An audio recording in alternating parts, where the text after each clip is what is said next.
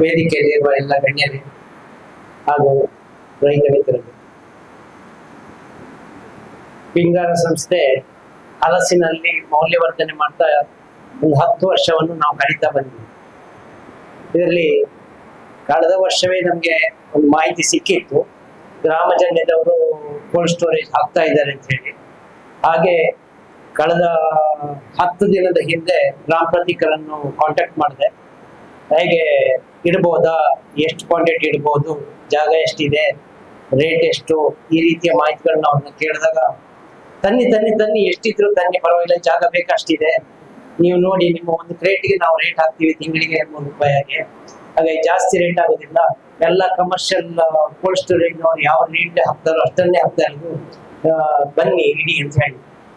ಹಾಗೆ ಕಳೆದ ಒಂದು 7-8 ದಿವಸದಲ್ಲಿ ನಾವು ಹೆಚ್ಚು ಕಮ್ಮಿ 1200 ಕಿಲೋ ಮೇಲೆ ಈಗ ಹಲಸಿನಕಾಯಿ ಸೊಳೆಯನ್ನು ಬಂದು ಇಟ್ಟಿದ್ದೇವೆ. ಅದರಲ್ಲಿ ಹೆಚ್ಚು ಕಮ್ಮಿ ಒಂದು 10,000 ಕಿಲೋ ಇರುವಷ್ಟು ಜಾಗ ಇದೆ ಅಂತ ನಾನು ಅನಿಸಿದೆ. ಹಾಗೆ ಇನ್ನೇನಾದ್ರು ಒಂದು 10 ದಿವಸ ಅಥವಾ ತಪ್ಪಿದ್ರೆ 15 ದಿವಸದ ಸೊಳ್ಳೆ ಬರ್ಬಹುದು. ಅಂತೂ ನಾವು ಸಾಧ್ಯ ಆದ್ರೆ ಒಂದು 5,000 ಕಿಲೋದವರೆಗೆ ಹಲಸಿನ ಸೊಳ್ಳೆಯನ್ನು ಇಡಬೇಕು ಅನ್ನೋ ಇಚ್ಛೆ ಇದೆ.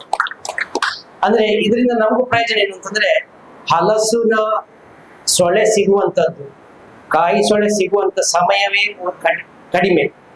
ನಮ್ಗೆ ನಾವು ಎಷ್ಟು ರೈತರಿಗೆ ಹೇಳಿ ಅಲ್ಲಿ ಬೇರಿಂಗ್ ಗಿಡಗಳನ್ನ ನಡಿ ನಮ್ಗೆ ಬೇಗ ಬರುವಂತದ್ದು ಬೇಕು ಅಂದ್ರೆ ಉತ್ತರ ಕೂಡಲೇ ಬರುವುದು ಪಿಂಗಾರ ಸಂಸ್ಥೆ ಸ್ಥಾಪನೆ ಮಾಡಿದ್ದು ಹಾಳಾಗ್ತಾ ಇರುವ ಹಲಸಿನಕಾಯಿಯನ್ನು ಉಪಯೋಗ ಮಾಡ್ಲಿಕ್ಕೆ, ನೀವು ಪುನಃ ಹೊಸದಾಗಿ ನಡ್ಲಿಕ್ಕೆ ಹೇಳ್ಬೇಡಿ, ಇದ್ದದನ್ನ ಮೊದಲು ಉಪಯೋಗಿಸಿ ಅಂತ ಹೇಳ್ತಾರೆ.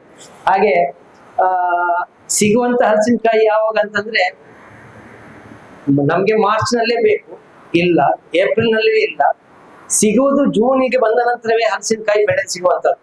ಹಾಗೆ ಜೂನ್ ಜುಲೈಯಲ್ಲಿ 2 ತಿಂಗಳಲ್ಲಿ ಹಲಸಿನಕಾಯಿ ಸಿಗ್ಬಹುದು. ಜೂನ್ ಮುಗಿತಾ ಬಂತು, ಜುಲೈಯಲ್ಲಿ ಎಷ್ಟು ಸಿಗ್ತದೆ ನೋಡ್ಬೇಕು. ಅಂತೂ ನಾವು ಸಾಧ್ಯವಾದಷ್ಟು ಈ ಸಲ ಇಡಬೇಕು ಅಂತ ಇರುವುದು. ಯಾಕೆಂದ್ರೆ ಈ ಜುಲೈ ಕಳೆದ ನಂತರ ಆಗಸ್ಟ್ಗೆ ಬಂದ ಕೂಡಲೇ ನಮ್ಮ ಹತ್ರ ಹಲಸಿನಕಾಯಿ ಇಲ್ಲ. ನಮ್ಮ ಹತ್ರ ದೊಡ್ಡ ಹಲಸಿನಕಾಯಿಯ ಮೌಲ್ಯವರ್ಧನೆ ಮಾಡ್ಲಿಕ್ಕೆ ಎಲ್ಲಾ ಸೌಕರ್ಯಗಳಿದೆ, ಜನ ಇದ್ದಾರೆ, ಕೆಲಸಗಾರರಿದ್ದಾರೆ, ಮೆಷಿನ್ ಇದೆ. ಆದ್ರೆ ಅದಕ್ಕೆ ಕೊಡ್ಲಿಕ್ಕೆ ಹಲಸಿನಕಾಯಿ ಇಲ್ಲದಿದ್ರೆ ಏನು ಮಾಡ್ಲಿಕ್ಕೆ ಆಗುದಿಲ್ಲ. ಪ್ರಾಡಕ್ಟ್ ಅನ್ನು ಮಾಡುವುದೇ ಬಹಳ ಮುಖ್ಯವಾದ್ದು. ಹಾಗೆ ಇದನ್ನ ನಾವು ಆಗಸ್ಟ್ ಸೆಪ್ಟೆಂಬರ್ ನಲ್ಲಿ ಮಾಡ್ಲಿಕ್ಕೆ ನಮ್ಗೆ ಪ್ರಯೋಜನ ಆಗುದಾದ್ರೆ ದೊಡ್ಡ ಪ್ರಯೋಜನ ಆದೀತು.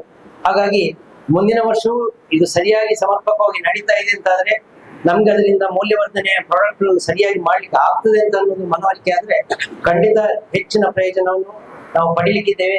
ಗ್ರಾಮ ಜನರಿಗೆ ಈ ಬಗ್ಗೆ ಶುಭ ಹಾರೈಸ್ತೇವೆ. ಚೆನ್ನಾಗಿ ನಡೀಲಿ, ನಮ್ಗೆ ಇದರಿಂದ ಪ್ರಯೋಜನ ಇದೆ. ಹಾಗಾಗಿ ಎಲ್ಲರಿಗೂ ಒಳ್ಳೆಯದಾಗಲಿ. ನಮಸ್ಕಾರ.